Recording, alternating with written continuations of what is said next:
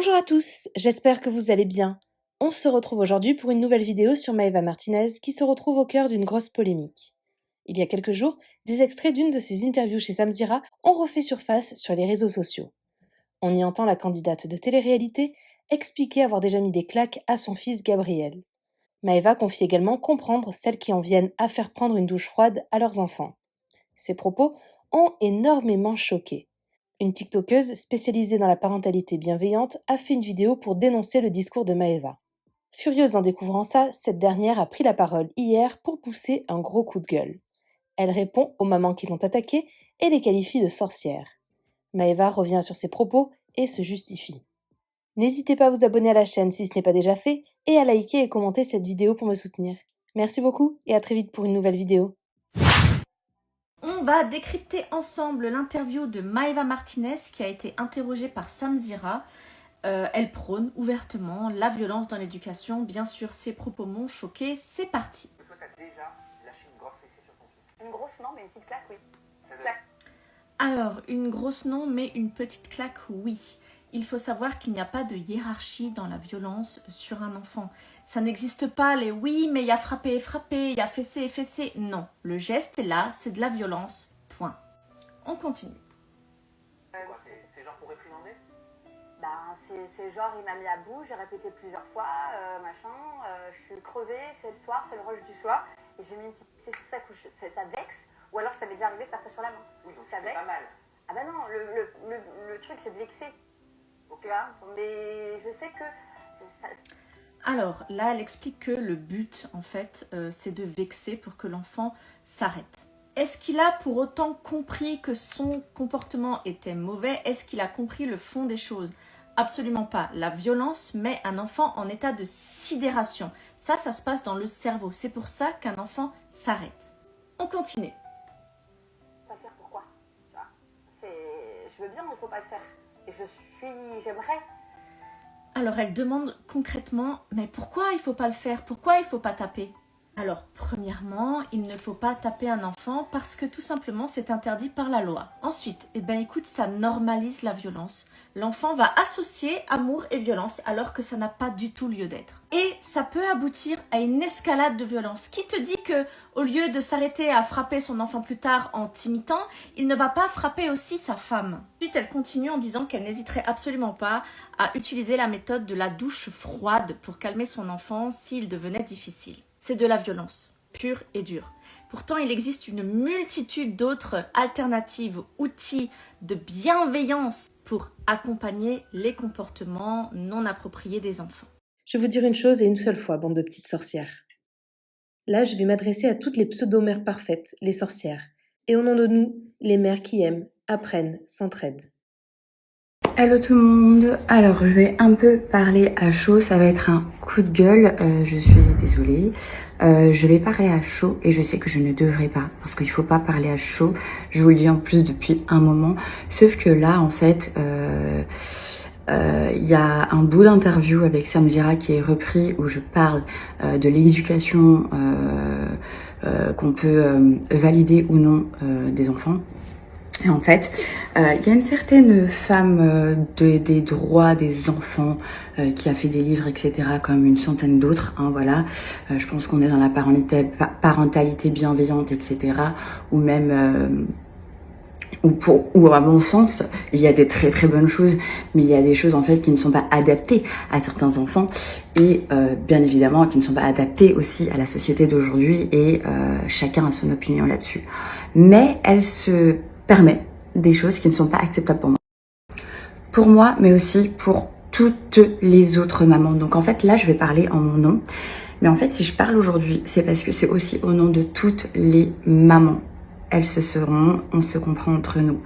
Parce qu'il y a ces espèces de pseudo-maman parfaite, espèces de pseudo-psy, voilà. Donc je ne veux pas être arrogante ni insolente, mais très clairement... reprendre la vidéo coupée où j'explique que oui, je suis pour la douche froide, mais ne pas mettre en entier que oui, je suis pour la douche froide. Je comprends ma copine Julia Paredes qu'elle ait eu besoin d'aller jusqu'à la jusqu'à faire une douche froide. J'imagine que c'était pas froid glacé. La connaissance, c'est un amour, c'est une maman. Il y a difficilement mieux comme maman. C'est une maman en or. Donc quand elle dit qu'elle a dû mettre sa fille sous la douche froide parce qu'elle était en crise de nerfs et de colère, oui, je valide, oui, je suis d'accord, oui, je comprends, en fait. Et ça ne se juge pas. Voilà. Moi-même, je le fais pour moi. Il m'est arrivé plus jeune, d'être très en colère, de faire une crise d'angoisse, de devenir très nerveuse. Une douche froide, ça fait du bien. D'ailleurs, je suis désolée, Jean Laval et d'ailleurs plein de personnes compétentes dans le domaine du spirituel ou encore du développement personnel ou de la PNL, etc., vous diront que prendre une douche froide tous les matins, c'est très bon pour une tonne de raisons. Donc oui, ça fait redescendre, ça a plein de bénéfices. Et donc faire prendre une douche froide quand tu as tout essayé, que tu vois bien que ton enfant est en crise, que ça ne va pas, donc le mettre à la douche, pas glacée, on s'entend évidemment, on s'entend, hein, mais bon, vu que les gens sont là à vouloir piquer là juste pour essayer de faire mal, à essayer de faire du buzz sur d'autres mamans, hein, voilà, de pointer du doigt comme si on était horrible et mauvaise. Ça...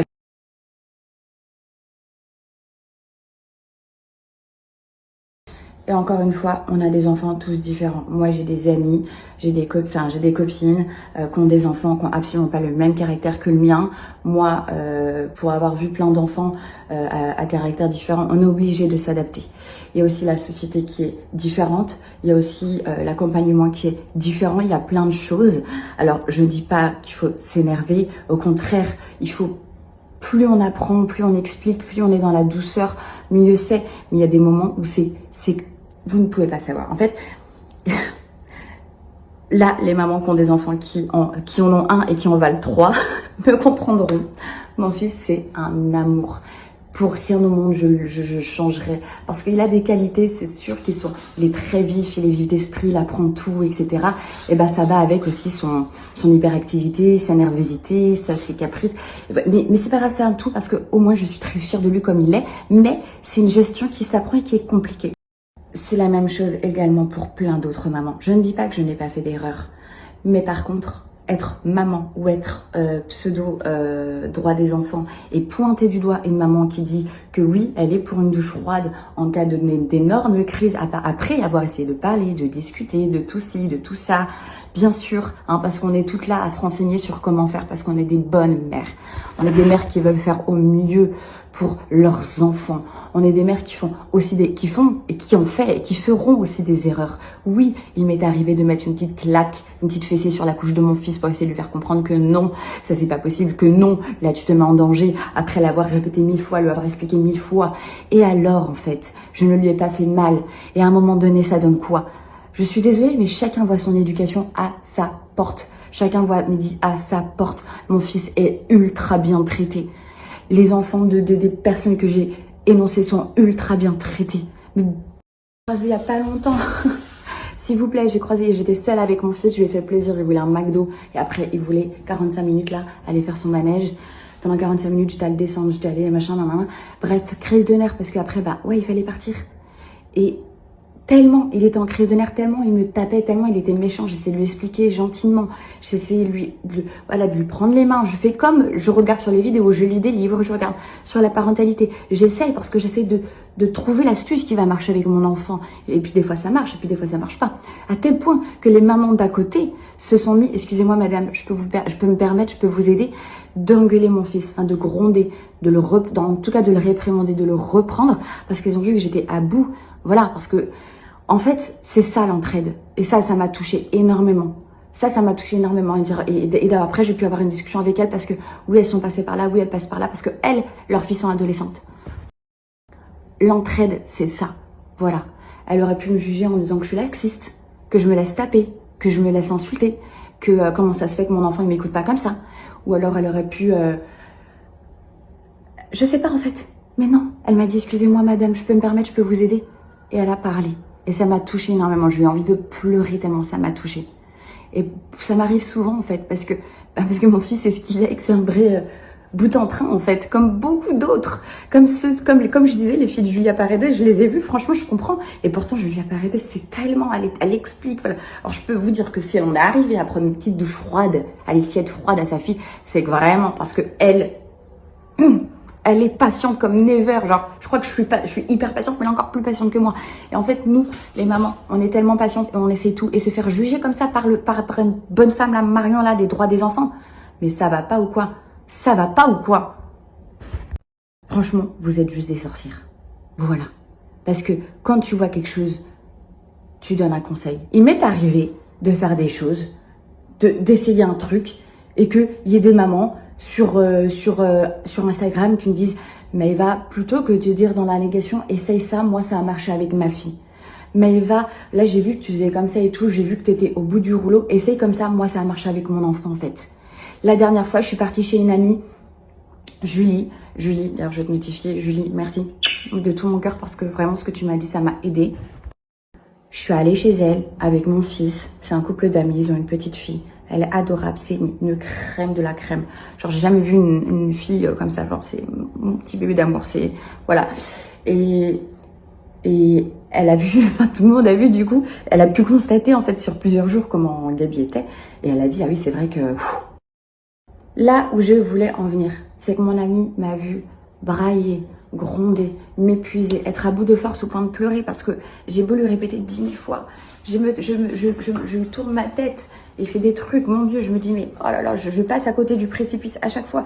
Et pourtant je prends des précautions. Elle m'a vu épuisée, elle-même était épuisée. Elle a vu, enfin que c'était, en fait comparé à sa fille, c'est clair que voilà, on a même été chez ses beaux-parents qu'on dit ah.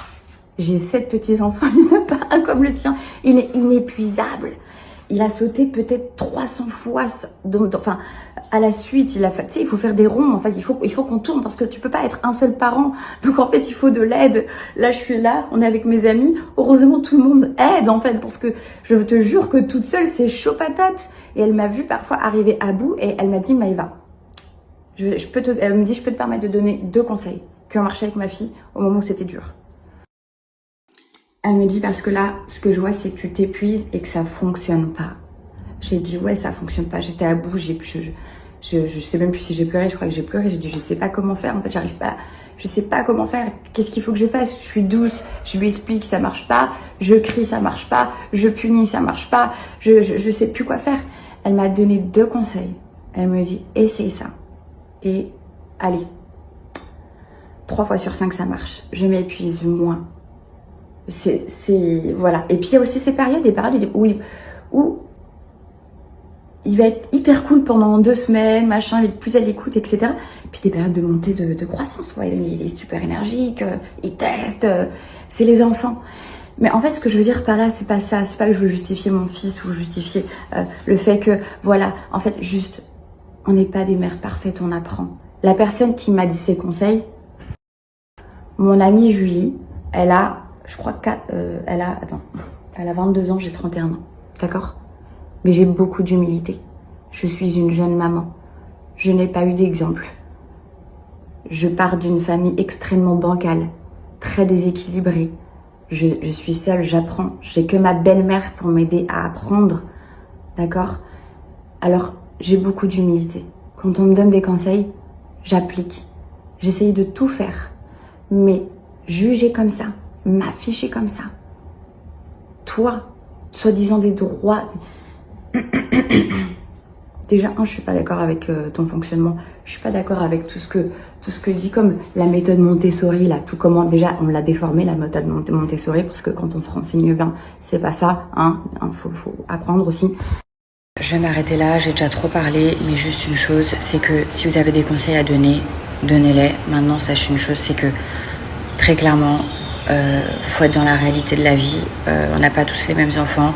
Il y a des enfants qui sont beaucoup plus agités, il y a des enfants qui sont plus difficiles, il y a des enfants où voilà, t'es obligé d'essayer plein de méthodes, il y a des enfants c'est une mise à jour en permanente, il y a des enfants qui voilà, c'est comme ça veut pas dire qu'ils sont tous bons nos enfants, mais voilà, ils ont aussi leur caractère, malgré l'éducation qu'on peut leur donner, malgré tout ce qu'on peut essayer de faire, tout ce qu'on peut tenter, malgré tout l'apprentissage qu'on peut avoir, c'est pas toujours évident. Et là en l'occurrence sortir un truc de son contexte pour pouvoir faire du buzz là-dessus et parler là-dessus et derrière venir insulter en fait les mères comme ça, c'est pas possible. En plus, dans un truc de droit d'enfant, genre mon fils il est maltraité, genre nos enfants sont maltraités, parce que nous les mamans de télé-réalité, on prend très cher.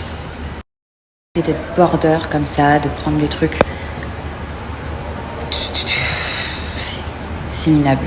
Voilà, je vous le dis, c'est minable. Je peux plus moi voir ces gens-là, soi-disant parfaits. C'est vous qui êtes en pleine frustration, vous êtes pire que les enfants, très clairement. Regardez-vous, regardez ce qui se passe autour de vous, regardez comment les enfants sont aujourd'hui, les adolescents, sévir, essayer de faire comprendre que c'est le parent qui a l'autorité et essayer de mettre en place des choses pour que l'enfant comprenne en fait qu'il faut, bien sûr que ça déborde dans l'enfant et qu'il y a des choses où il faut pas trop déborder, être trop laxiste, c'est pas bon non plus, être trop dur, c'est pas bon non plus, c'est dur d'être parent, c'est un boulot à plein temps, c'est un boulot de toute une vie et on essaie tous de faire de nos enfants de bons êtres humains. Voilà, maintenant si vous avez des conseils, allez-y, mais gentiment. Je vais faire encore plus preuve d'humilité. Moi, avant d'avoir mon fils, je pouvais juger des mamans dans le train, dans l'avion, dans un restaurant qui avaient des enfants hyper agités, qui étaient incapables de les contrôler, où je me disais mais c'est quoi ça ce bordel, comment ça tu contrôles pas ton enfant, etc. J'avais pas du tout conscience, j'étais loin de savoir. Et tu vas faire quoi, tu t'essayes, tu fais ce que tu peux, mais bien sûr tu le frappes pas, mais bien sûr que tu fais ce que tu peux, t'essayes. Mais moi je jugeais ça, ou je jugeais les mamans trop laxistes, etc. Alors que j'avais vraiment pas conscience de ce que c'est que d'avoir un enfant. C'est très très difficile. C'est pas contrôlable un enfant. c'est pas être obéi au doigt et à l'œil. Donc t'essayes des méthodes. Mais il faut bien comprendre que t'es là pour éduquer. T'es la figure d'autorité. T'es la figure de douceur aussi. Et quand je dis toute seule, bien sûr je dis toute seule, moi et le papa. Et bien évidemment, les gens autour de moi aussi. Apprendre seul à être parent. Quand on dit, à l'époque, quand ils disaient il faut un village pour éduquer un enfant, c'est pas faux, c'est vraiment pas faux. Donc tout est bon à prendre, voilà. Et surtout, un enfant avec sa maman, il est pire parce qu'il se décharge, il se permet tout. Moi, avec moi, il n'est pas du tout comme avec sa mamie ou comme avec d'autres. Pas autant, en tout cas. Avec moi, il est beaucoup plus dur, beaucoup plus dur. Et bref, juste ayez un peu de bienveillance, mais vous cachez pas derrière votre fausse bienveillance, vous cachez pas derrière ce truc du droit d'enfant, machin. Au bout d'un moment, ça va. Il y a des trucs qui sont... Je vais pas partir trop loin parce qu'on est sur Instagram et je veux pas m'apporter les foudres, mais juste, soyons solidaires, aidons-nous, soyons polis, soyons gentils, soyons respectueux, surtout vis-à-vis des enfants et des mamans, des parents même. Quand on est maman, on culpabilise tellement de faire mal. Parfois on crie et on s'en veut, on n'arrive pas à gérer car les crises sont trop dures et on culpabilise de ne pas réussir à le calmer. Parfois on tente des choses, ça ne marche pas et on se dit qu'on n'est pas une bonne mère. On doit être une mère qui donne sa vie, son âme, tout son savoir, tout son amour et en même temps apprendre le respect. On doit être bien au boulot et séparer notre mental, et quand on est au boulot et quand on rentre du boulot. On pleure car on a peur qu'il arrive du mal à notre enfant ou encore qu'il puisse en faire. On se remet sans cesse en question. C'est dur quand t'es seul. C'est dur aussi quand il y a papa. C'est dur à deux, avec l'aide aussi. Ça reste dur. Une mère ne remplace rien, et l'enfant a un comportement qu'il a avec sa maman qu'il n'a pas avec autrui. On doit aussi être une bonne épouse, s'occuper du mieux qu'on peut du foyer, avoir de l'énergie et du temps pour son couple, et soi-même, quand t'as juste envie de te foutre au lit au calme. On doit se lever le matin et accomplir toutes nos missions, même quand le ciel te tombe sur la tête, et que tu vis, toi, des choses difficiles. Même quand on souffre pour ci ou pour ça, tu dois puiser une force inimaginable pour quand même être une meilleure mère car ça ne s'arrête jamais. Il y a de la maltraitance et des choses horribles tout le temps. Allez plutôt vers ces gens-là pour faire bouger les choses, mais laissez-nous tranquilles. Ça vaut aussi pour les papas qui partent au travail tous les jours, qui sont crevés en rentrant, mais doivent prendre le relais car c'est pas calme quand ils rentrent. Tes responsabilités ne s'arrêtent jamais. Tu rentres du travail et le soir tu commences une deuxième journée, ou encore plein d'autres situations difficiles. Bref.